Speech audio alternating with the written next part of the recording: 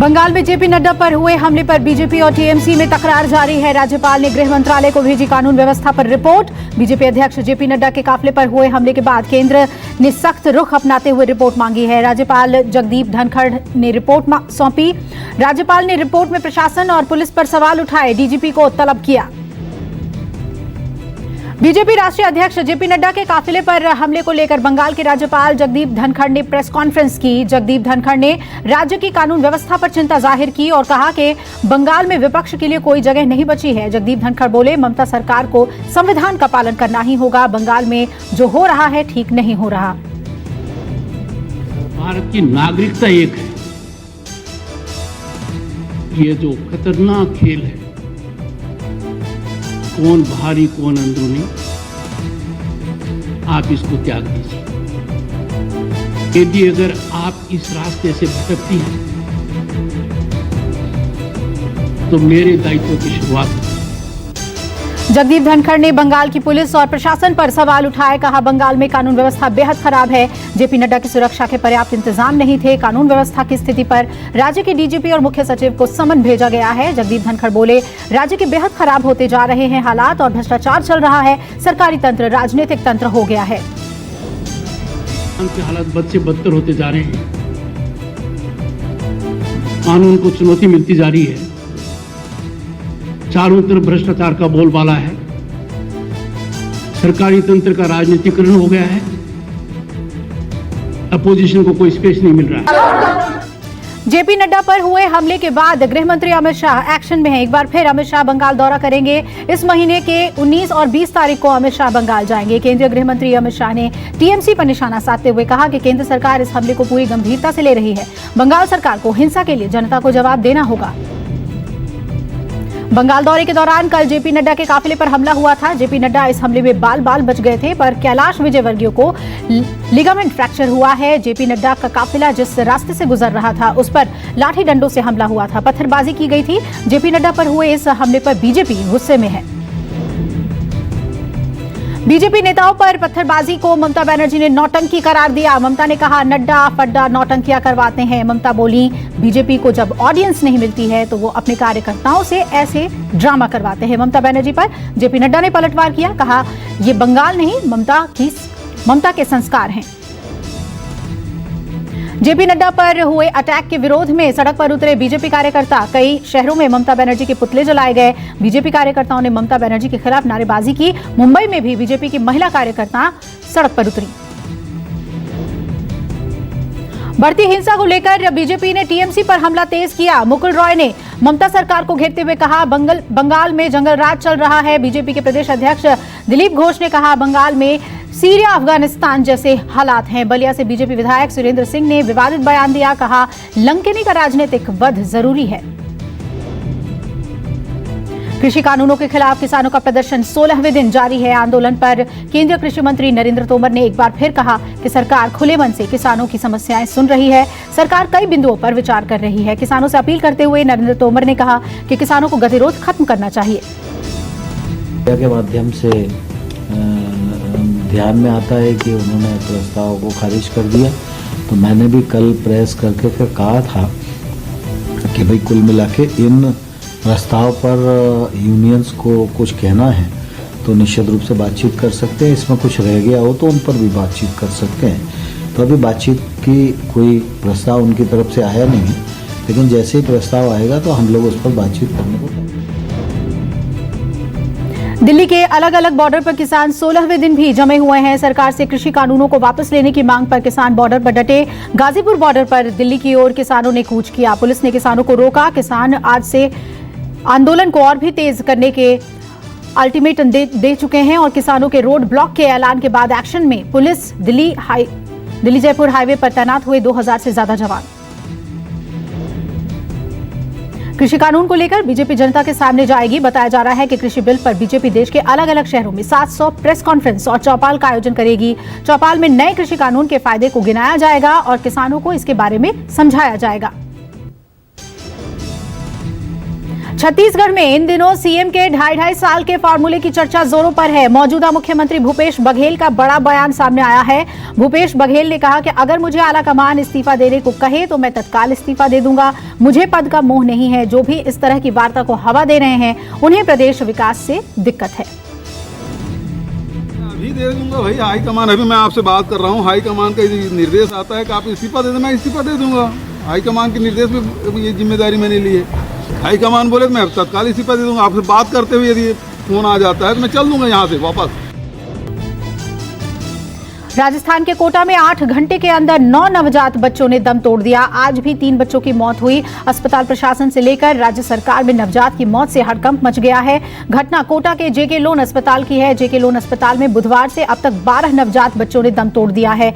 सभी नवजात 4 से 5 दिन के थे। परिवार ने लापरवाही के आरोप लगाए हैं।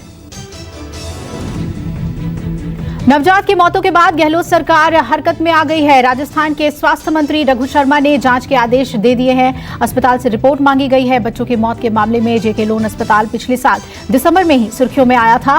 पिछले साल दिसंबर में इस अस्पताल में 100 से ज्यादा बच्चों की मौत हुई थी।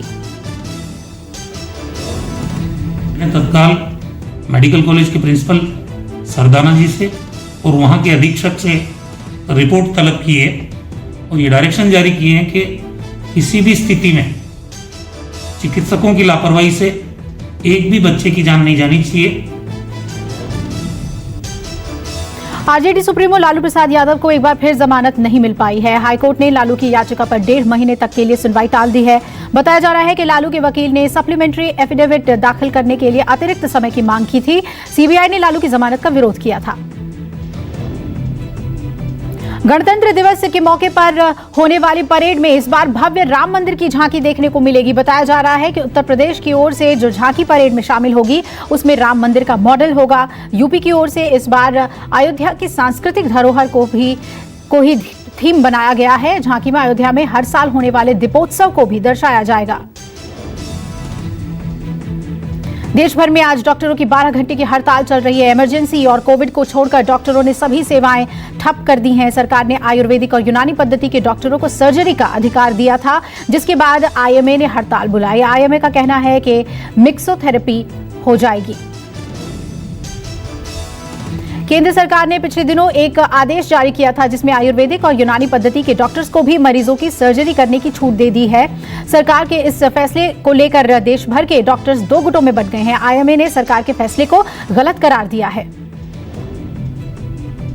4 दिन में दूसरी बार 30,000 से कम नए केस आए कोरोना के। देश में अब तक 98 लाख लोग संक्रमित हुए हैं। देश में पिछले 24 घंटे में 29,398 नए संक्रमित मरीज सामने आए। 414 लोग कोरोना से जिंदगी की जंग हार गए। एक दिन में 37,000 से ज्यादा लोग कोरोना से ठीक हुए। देश में एक्टिव मरीजों की संख्या लगातार घट रही है। ताजा आंकड़ों के मुताबिक देश में एक्टिव मरीजों की संख्या 3,63,000 पर पहुंच गई है। अब तक कुल 92,90,000 लोग कोरोना को मात दे चुके हैं। सबसे ज्यादा एक्टिव केस महाराष्ट्र में हैं। 26 राज्यों और केंद्र शासित प्रदेशों में एक्टिव केस 20,000 से कम हुए। दिल्ली में पहली बार कोरोना की रिकवरी रेट 95% के पार पहुंच गई है और दिल्ली का रिकवरी रेट फिलहाल 95.23% है। दिल्ली में पिछले 24 घंटे में 1575 नए मामले सामने आए और 61 लोगों की मौत हुई। संक्रमण पर रोक लगाने के लिए लगातार टेस्टिंग बढ़ाई जा रही है। कोरोना वैक्सीन को लेकर गृह मंत्रालय के राज्यों के साथ बैठक हुई। मीटिंग में वैक्सीन के वितरण पर चर्चा की गई। बैठक में तय हुआ कि राज्यों के साथ मिलकर केंद्र सरकार फ्रंटलाइन वर्कर्स का डेटाबेस तैयार करेगी ताकि वैक्सीन आते ही फ्रंटलाइन वर्कर को वैक्सीन दी जा सके। महामारी के बीच हरियाणा में एक बार फिर स्कूल खुलने की तैयारी की जा रही है। 14 दिसंबर से 10वीं और 12वीं के विद्यार्थियों के लिए स्कूल खोल दिए जाएंगे। स्कूल आने से पहले छात्र को पहले अपने स्वास्थ्य की जांच करानी होगी। हेल्थ सर्टिफिकेट और अभिभावक के लिखित अनुमति के बाद ही छात्रों को स्कूल में एंट्री मिलेगी। अमेरिका में भी फाइजर की वैक्सीन के इमरजेंसी इस्तेमाल का रास्ता साफ हुआ। एक्सपर्ट पैनल का ग्रीन सिग्नल मिला। ब्रिटेन के बाद अब अमेरिका भी फाइजर बायोएनटेक कोरोना वैक्सीन के टीके को मंजूरी दे सकता है। अमेरिका में कोरोना के सबसे अधिक मरीज हैं। भारत में भी फाइजर, कोवैक्सीन और कोविशील्ड के वैक्सीन के इमरजेंसी इस्तेमाल की मंजूरी मांगी गई है। दिल्ली के साथ नोएडा, गाजियाबाद में आज सुबह घना कोहरा छाया रहा। कोहरे और प्रदूषण की वजह से यातायात की रफ्तार पर असर देखने को मिला। विजिबिलिटी इतनी कम थी कि लोग अपनी गाड़ियों की लाइट जलाकर सफर करने को मजबूर हुए। वहीं कानपुर में भी घना कोहरा देखने को मिला, जिससे इलाके में विजिबिलिटी बहुत लो हो गई थी। नक्सल प्रभावित छत्तीसगढ़ के कोंडा गांव में आईटीबीपी की तरफ से बच्चों की ट्रेनिंग हो रही है और ये बच्चे न सिर्फ यहां ट्रेनिंग ले रहे हैं बल्कि टूर्नामेंट में परचम भी लहरा रहे हैं। पिछले 5 सालों में इन बच्चों के रिकॉर्ड पर नजर डालें तो इन्होंने राष्ट्रीय स्थानीय स्तर पर अब तक 38 स्वर्ण। नवजात की मौतों के बाद गहलोत सरकार हरकत में आ गई है। राजस्थान के स्वास्थ्य मंत्री रघु शर्मा ने जांच के आदेश दे दिए हैं। अस्पताल से रिपोर्ट मांगी गई है। बच्चों की मौत के मामले में जेके लोन अस्पताल पिछले साल दिसंबर में ही सुर्खियों में आया था। पिछले साल दिसंबर में इस अस्पताल में 100 से ज्यादा बच्चों की मौत हुई थी।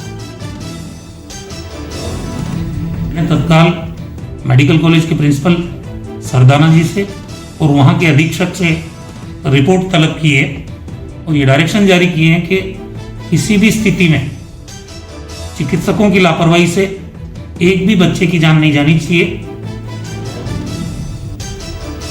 आरजेडी सुप्रीमो लालू प्रसाद यादव को एक बार फिर जमानत नहीं मिल पाई है। हाईकोर्ट ने लालू की याचिका पर 1.5 महीने तक के लिए सुनवाई टाल दी है। बताया जा रहा है कि लालू के वकील ने सप्लीमेंट्री एफिडेविट दाखिल करने के लिए अतिरिक्त समय की मांग की थी। सीबीआई ने लालू की जमानत का विरोध किया था। गणतंत्र दिवस के मौके पर होने वाली परेड में इस बार भव्य राम मंदिर की झांकी देखने को मिलेगी। बताया जा रहा है कि उत्तर प्रदेश की ओर से जो झांकी परेड में शामिल होगी उसमें राम मंदिर का मॉडल होगा। यूपी की ओर से इस बार अयोध्या की सांस्कृतिक धरोहर को ही थीम बनाया गया है। झांकी में अयोध्या में हर साल होने वाले दीपोत्सव को भी दर्शाया जाएगा। देश भर में आज डॉक्टरों की 12 घंटे की हड़ताल चल रही है। इमरजेंसी और कोविड को छोड़कर डॉक्टरों ने सभी सेवाएं ठप कर दी हैं। सरकार ने आयुर्वेदिक और यूनानी पद्धति के डॉक्टरों को सर्जरी का अधिकार दिया था, जिसके बाद आईएमए ने हड़ताल बुलाई। आईएमए का कहना है कि मिक्सोथेरेपी हो जाएगी। केंद्र सरकार ने पिछले दिनों एक आदेश जारी किया था जिसमें आयुर्वेदिक और यूनानी पद्धति के डॉक्टर्स को भी मरीजों की सर्जरी करने की छूट दे दी है। सरकार के इस फैसले को लेकर देश भर के डॉक्टर्स 2 गुटों में बंट गए हैं। आईएमए ने सरकार के फैसले को गलत करार दिया है। 4 दिन में दूसरी बार 30,000 से कम नए केस आए कोरोना के। देश में अब तक 98 लाख लोग संक्रमित हुए हैं। देश में पिछले 24 घंटे में 29,398 नए संक्रमित मरीज सामने आए। 414 लोग कोरोना से जिंदगी की जंग हार गए। एक दिन में 37,000 से ज्यादा लोग कोरोना से ठीक हुए। देश में एक्टिव मरीजों की संख्या लगातार घट रही है। ताजा आंकड़ों के मुताबिक देश में एक्टिव मरीजों की संख्या 3,63,000 पर पहुंच गई है। अब तक कुल 92,90,000 लोग कोरोना को मात दे चुके हैं। सबसे ज्यादा एक्टिव केस महाराष्ट्र में हैं। 26 राज्यों और केंद्र शासित प्रदेशों में एक्टिव केस 20,000 से कम हुए। दिल्ली में पहली बार कोरोना की रिकवरी रेट 95% के पार पहुंच गई है और दिल्ली का रिकवरी रेट फिलहाल 95.23% है। दिल्ली में पिछले 24 घंटे में 1575 नए मामले सामने आए और 61 लोगों की मौत हुई। संक्रमण पर रोक लगाने के लिए लगातार टेस्टिंग बढ़ाई जा रही है। कोरोना वैक्सीन को लेकर गृह मंत्रालय के राज्यों के साथ बैठक हुई। मीटिंग में वैक्सीन के वितरण पर चर्चा की गई। बैठक में तय हुआ कि राज्यों के साथ मिलकर केंद्र सरकार फ्रंटलाइन वर्कर्स का डेटाबेस तैयार करेगी ताकि वैक्सीन आते ही फ्रंटलाइन वर्कर को वैक्सीन दी जा सके। महामारी के बीच हरियाणा में एक बार फिर स्कूल खुलने की तैयारी की जा रही है। 14 दिसंबर से 10वीं और 12वीं के विद्यार्थियों के लिए स्कूल खोल दिए जाएंगे। स्कूल आने से पहले छात्र को पहले अपने स्वास्थ्य की जांच करानी होगी। हेल्थ सर्टिफिकेट और अभिभावक के लिखित अनुमति के बाद ही छात्रों को स्कूल में एंट्री मिलेगी।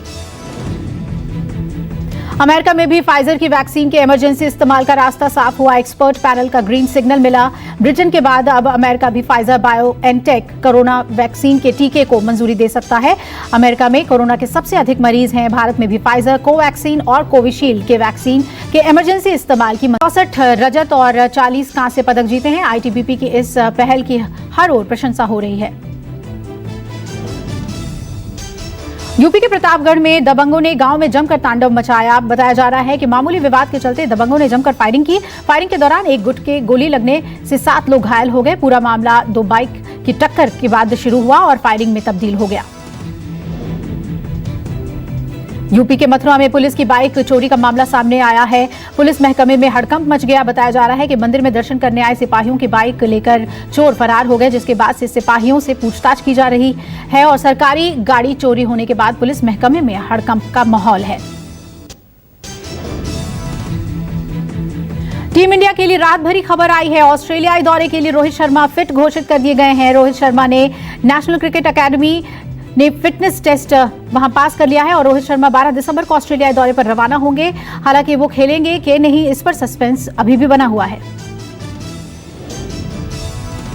टाइम मैगजीन ने अमेरिका के नवनिर्वाचित राष्ट्रपति जो बाइडेन और उपराष्ट्रपति कमला हैरिस को इस साल का पर्सन ऑफ द ईयर घोषित किया। टाइम मैगजीन ने दोनों की तस्वीरों को कवर फोटो बनाया है, जिसका टाइटल चेंजिंग अमेरिकाज स्टोरी दिया गया है। बता दें कि बाइडेन को इलेक्शन में 306 वोट हासिल हुए थे।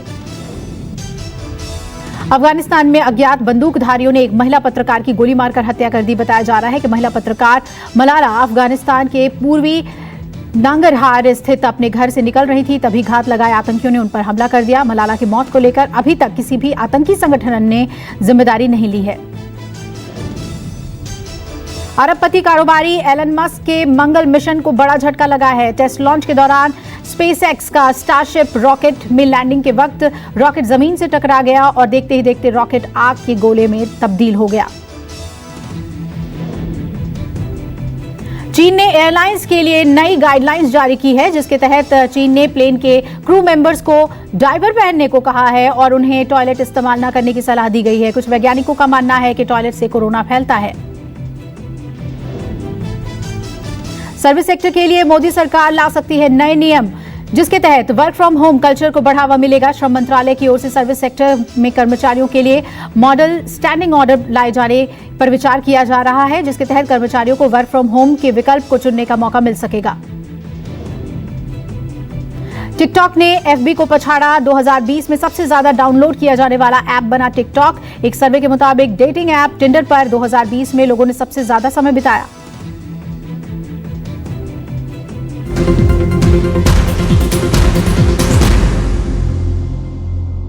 नमस्कार, मैं हूं मानक गुप्ता।